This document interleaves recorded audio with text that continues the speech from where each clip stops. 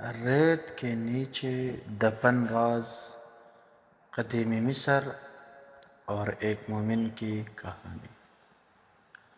ذرا تصور کرے ایک ایسی سرزمین جہاں آسمان کو چھوتے اہرام کھڑے تھے، جہاں دریائے نیل کے کنارے سونے کے محلات جگمگاتے تھے، جہاں بادشاہ خود کو خدا کہلواتے تھے، اور جہاں ایک شخص نے پوری دنیا کے سامنے اعلان کیا، میں ہی تمہارا سب سے بڑا رب۔ یہ ہے کہانی قدیم مصر کی، ایک ایسی سلطنت کی جس نے دنیا کو حیران بھی کیا اور ظلم کے ایک ایسی مثال بھی قائم کی جسے قیامت تک یاد رکھا جائے گا۔ یہ وہی مصر تھا جہاں بعد میں اللہ کے ایک عظیم نبی حضرت موسیٰ علیہ السلام بھیجے گئے، اور یہی وہ زمین تھی جہاں ایک طاقتور فرعون اپنی طاقت کے نشے میں ڈوب کر اللہ کے مقابلے میں کھڑا ہو گیا۔ لیکن ہر ظلم کا ایک انجام ہوتا ہے۔ آج کی یہ کہانی صرف تاریخی نہیں بلکہ غرور، طاقت، ایمان اور انجام کے ایک ایسی داستان ہے جو انسان کو ہلا کر رکھ دیتی ہے۔ ہزاروں سال پہلے افریقہ کے شمال میں ایک عظیم سلطنت آباد تھی، مصر۔ یہ سرزمین دریائے نیل کی وجہ سے زندہ تھی۔ جب آس پاس کے علاقے خشک اور بے آباد ہوتے، تب نیل کا پانی مصر کے کھیتوں کو زندگی دیتا۔ لوگ کہتے تھے اگر نیل نہ ہوتا تو مصر بھی نہ ہوتا۔ ہر سال نیل کا پانی پھیلتا، زمین زرخیز ہو جاتی، فصلیں اگتی اور مصر دولت سے بھر جاتا۔ اسی دولت نے مصر کو دنیا کے سب سے طاقتور تہذیبوں میں شامل کر دیا۔ لوگ بڑے بڑے پتھروں سے اہرام بناتے، بادشاہوں کے لیے عظیم مقبرے تیار کرتے اور یقین رکھتے کہ مرنے کے بعد بھی بادشاہ زندہ رہتے ہیں۔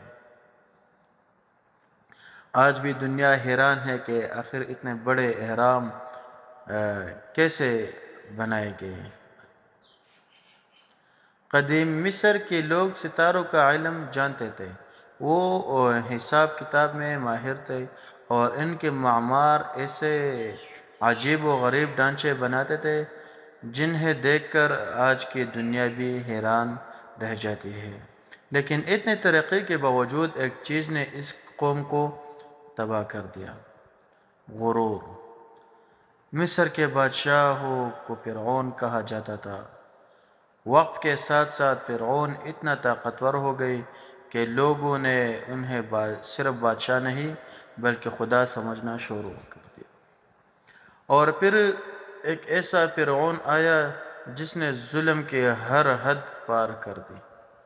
وہ خود کو رب کہتا تھا، وہ کہتا میں ہی سب سے بڑا خدا ہوں۔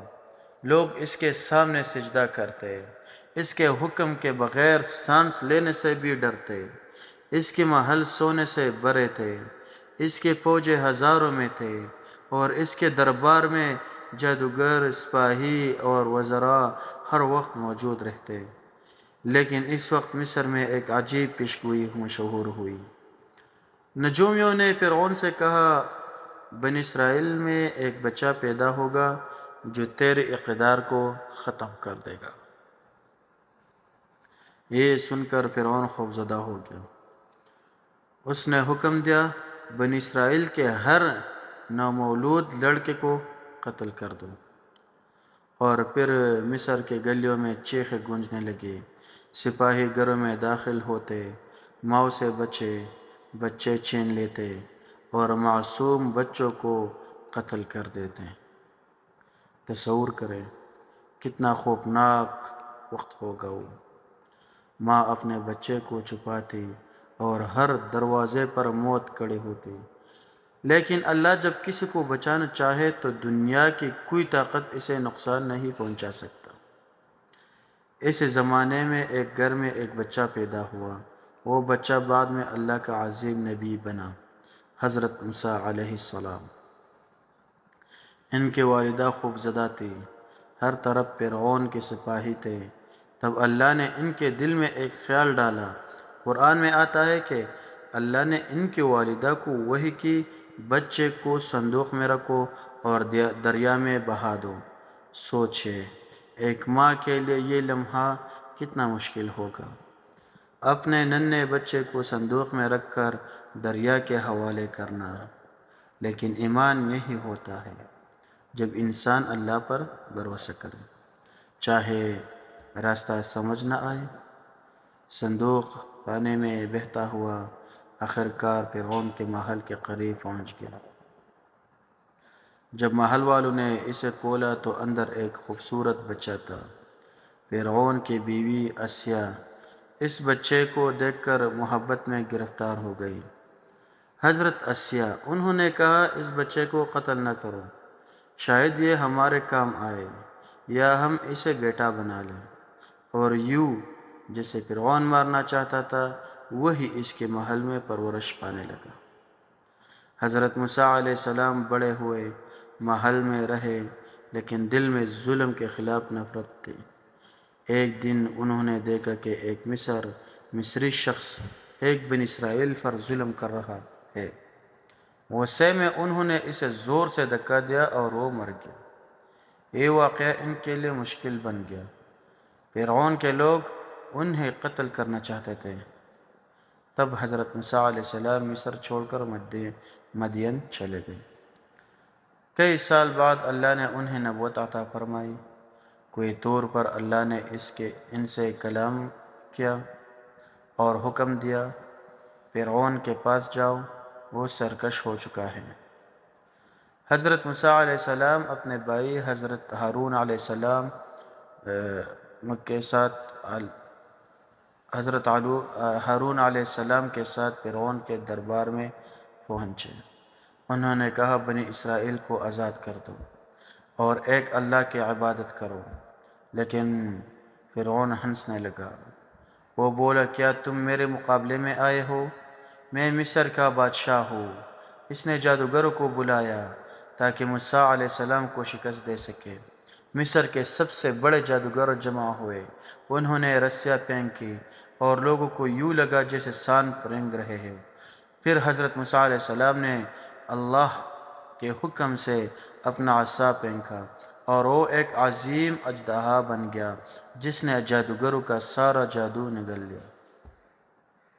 یہ دیکھ کر جادوگر سمجھ گئے کہ یہ جادو نہیں، اللہ کی نشانی ہے۔ وہ فوراً سجدے میں گر گئی اور بولے، ہم موسیٰ اور ہارون کے رب پر ایمان لے آئے۔ فرعون غصے سے کانپ اٹھا۔ اس نے کہا، میں تمہارے ہاتھ پاؤں مخالف سمت سے کٹوا دوں گا۔ لیکن ایمان ان کے دل میں اتر چکا تھا۔ وہ بولے، جو کرنا ہے کر لو۔ یہ وہ لمحہ تھا جب حق اور باطل آمنے سامنے کھڑے تھے۔ فرعون نے ظلم اور بڑھا دیا۔ بنی اسرائیل پر سختیاں کی گئی، لوگوں کو غلام بنا دیا گیا، مارا گیا، لیکن آخرکار اللہ کا فیصلہ آ گیا۔ حضرت موسیٰ علیہ السلام کو حکم ملا، اپنی قوم کو لے کر راتوں رات مصر سے نکل جاؤ۔ ہزاروں لوگ رات کے اندھیرے میں روانہ ہوئے۔ جب فرعون کو خبر ملی تو وہ اپنے عظیم فوج کے ساتھ ان کے پیچھے نکلا۔ سامنے سمندر تھا، پیچھے فرعون کی فوج۔ لوگ گھبرا گئے۔ انہوں نے کہا، اب تو ہم پکڑے جائیں گے۔ لیکن حضرت موسیٰ علیہ السلام نے فرمایا، ہرگز نہیں، میرا رب میرے ساتھ ہے۔ پھر اللہ نے حکم دیا، اپنا عصا سمندر پر مارو۔ جیسے ہی عصا لگا، سمندر دو حصوں میں تقسیم ہو گیا، پانی کے درمیان راستہ بن گیا۔ بنی اسرائیل اس راستے سے گزرنے لگے۔ فرعون نے یہ منظر دیکھا اور غرور میں اندھا ہو کر بولا، میں بھی گزر سکتا ہوں۔ وہ اپنی فوج کے ساتھ سمندر میں داخل ہو گیا، لیکن جیسے ہی آخری مومن پار پہنچا سمندر دوبارہ مل گیا اور فرعون اپنی پوری فوج سمیت ڈوب گیا۔ مرتے وقت فرعون چیخا، میں ایمان لاتا ہوں، لیکن بہت دیر ہو چکی تھی۔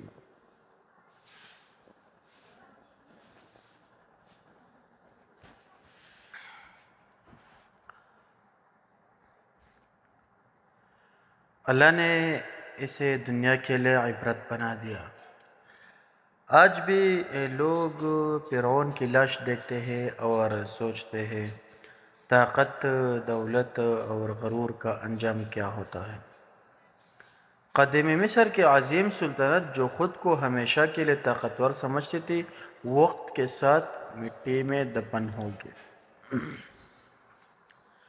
اہرام باقی رہ گئے، کھنڈرات باقی رہ گئی، لیکن وہ فرعون جو خود کو خدا کہتا تھا، آج ایک لاش بن کر عجائب گھر میں پڑا ہے۔ یہ